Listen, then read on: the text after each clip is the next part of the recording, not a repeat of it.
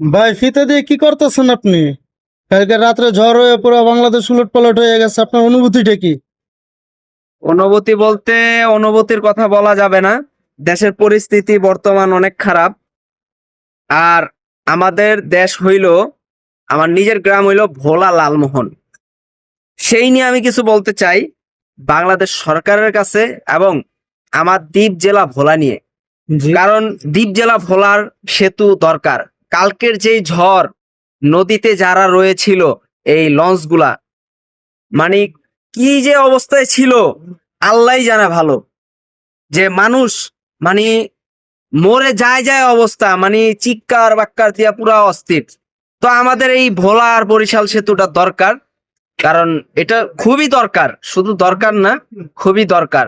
আর আমাদের সেতুর সাথে সাথে আমাদের কলেজ আর হইলো মেডিকেল, এইটাও দরকার। ধন্যবাদ।